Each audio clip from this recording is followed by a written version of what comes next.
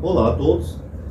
Bom, pessoal, as pessoas que acreditam em Trindade, elas dizem mais ou menos assim, que elas não são politeístas, elas são monoteístas.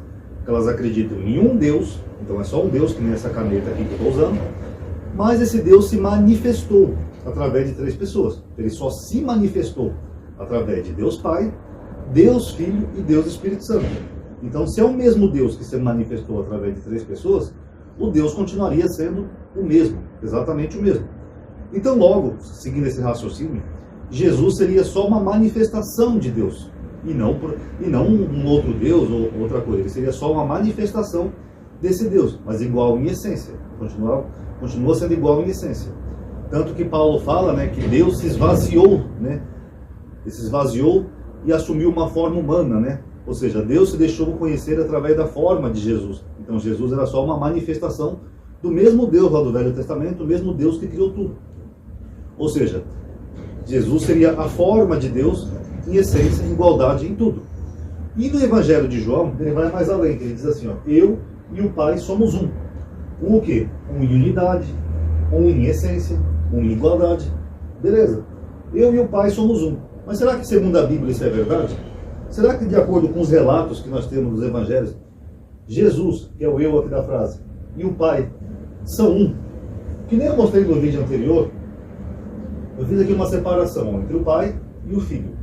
Que nem eu falei no vídeo anterior, quando Jesus é chamado de bom, ele fala, eu não sou bom, bom é Deus. O que ele está dizendo? Que o bom é o Pai.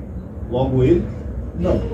Se ele fosse o mesmo, igual em essência e em tudo, ele não se importaria de ter sido chamado de bom mestre. Afinal, ele seria o mesmo, iguais em essência. Mas não é o que acontece. Agora vamos ver outros exemplos aqui nesse vídeo. Se o Pai e o Filho, eles são um em essência.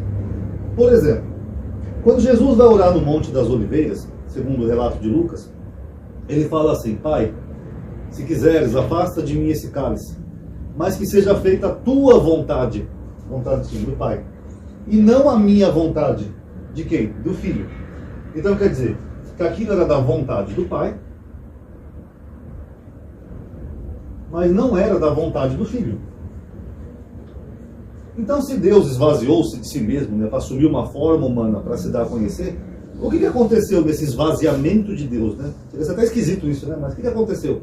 Ele tinha uma vontade lá no céu, aí depois que ele se esvazia e assume a forma humana, ele já tem outra vontade. Porque na oração de Jesus está claro, seja feita a tua vontade, Pai, tua, não a minha. Então é um Deus que é bipolar, ele tem duas vontades. E esse Deus, estranhamente, ele conversa consigo mesmo. Ele estava ali orando, falando consigo mesmo. É um Deus que chama a si mesmo de Pai numa oração. Ó Pai, se quiseres, afasta de mim esse cálice, mas que seja feita a tua vontade, não a minha vontade. Ué, e é o mesmo? São um? São iguais em essência? É Deus que se manifestou através do Filho? Esse filho era um filho rebelde. Era um filho pródigo, porque o pai quer uma coisa, quer mandar o filho para a cruz, e o filho não queria ir. Meio estranho isso, né, pessoal? Outra passagem. Jesus fala assim, mas naquele dia e hora, né, se referindo ao fim dos tempos, ninguém sabe, nem os anjos do céu e nem o Filho, mas somente meu Pai Celestial que está no céu. Então, no dia que fosse acontecer o fim das coisas, o Pai sabe. O Filho não sabe. Ué, mas ele não é o mesmo que se manifestou em forma humana? Jesus não era para ser onisciente, onipresente? Saber de todas as coisas? Por que o Pai sabe de uma coisa e o Filho não sabe dessa mesma coisa? Gostaria muito de saber, sem malabarismo, como é que se explica isso? Quer dizer que ele é o mesmo Pai, eles são um, iguais em tudo, em igualdade, em essência e tudo, mas o Pai sabe de uma coisa e o Filho não. Paulo chega a dizer assim, mesmo tendo sido Deus, semelhante a Deus, não ousou usurpar o lugar de Deus, né? Dando a entender que Jesus seria o próprio Deus. Ué, mas só que Deus sabe de uma coisa, e o Filho não sabe. Por quê? Como é que ficam esses atributos aqui no Pai e no Filho? Se os dois são... Por que há essas diferenciações? Ah não, amadinho, mas aí ele estava em forma humana. Aí Jesus era 100% homem e 100% Deus, amadinho. Por isso que ele não sabia algumas coisas, ele tinha uma vontade diferente, ele tinha algumas coisas diferentes. Por isso que era assim, amadinho. Beleza, vamos ver então o Apocalipse. No Apocalipse, Jesus fala assim, para uma daquelas 7 igrejas. E aquele que vencer, eu darei a coroa da vida. E darei para ti o nome na cidade do meu Deus. Meu Deus. O Apocalipse foi escrito depois que Jesus morreu e ressuscitou. Jesus já estava no céu, então aquele 100% homem já não tinha mais no Apocalipse, porque Jesus já tinha morrido e ressuscitado. Aí eu pergunto, Jesus mesmo morto e ressuscitado, ele ainda tinha um Deus? E que Deus que era esse que ele tinha? O Pai não pode ser, porque se os dois são um, logo Jesus era o Pai. E aí, como é que fica? Então Jesus é um Deus que segue um outro Deus? Que outro Deus seria esse? Seria Zeus? Seria Poseidon? Seria Odin, Thor? Porque não tem como ser o Pai. Porque se vocês entendem que os dois são o mesmo, são um, então que Deus é esse que Jesus tem no Apocalipse, mesmo depois de morto e ressuscitado? Ali ele não está 100% humano, ele já subiu, já estava lá no céu.